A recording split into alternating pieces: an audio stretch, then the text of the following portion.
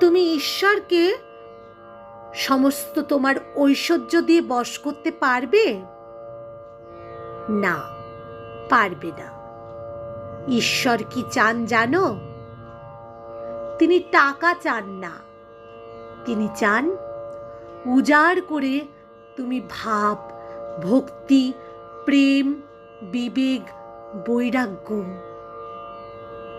তুমি সব কিছু দিয়ে ঈশ্বরকে আকুতি মিনতি করো, উজাড় করে দাও নিজেকে, ভক্তি দিয়ে, প্রেম দিয়ে, ভাব দিয়ে, বৈরাগ্য দিয়ে, বিবেক দিয়ে।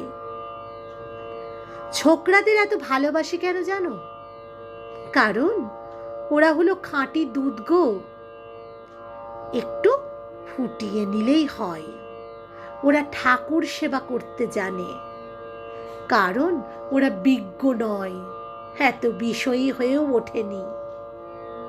ওরা হলো নতুন মাটির হাঁড়ি, ওদেরকে তুমি একটু কাঠ দিয়ে পুড়িয়ে নাও, ওপরে দুধ দাও আর কাঠ দিয়ে পোড়াতে থাকো, তারপরে দেখবে ঘন দুধ হয়ে ফুটে গেছে।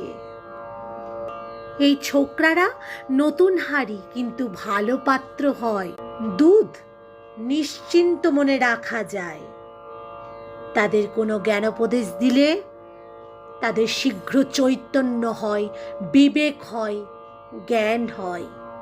কিন্তু বিষয়ী লোকেরা, যারা নিজেদেরকে সবসময় ভাবে তারা অভিজ্ঞতা সম্পূর্ণ বিজ্ঞ মানুষ, তারা হলো দই পাতা হাঁড়ি।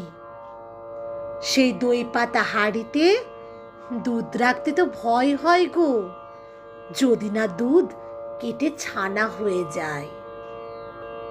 সকল জল নারায়ণ বটে, কিন্তু সকল জল কি আমরা পান করতে পারি? সকল জায়গায় ঈশ্বর আছেন, কিন্তু সকল জায়গা কি আমরা যেতে পারি? যেমন কোনো জলকে পা দিয়ে আমরা ধুই, কোনো জলকে আমরা স্নান কাজে ব্যবহার করি, আবার কোনো জল খাই, আবার কোনো জলকে আমরা ছুঁয়েও দেখি না, আবার কোনো এক ফোঁটা জলকে আমরা মাথায় নিয়ে বলি শুদ্ধ হয়ে গেছি।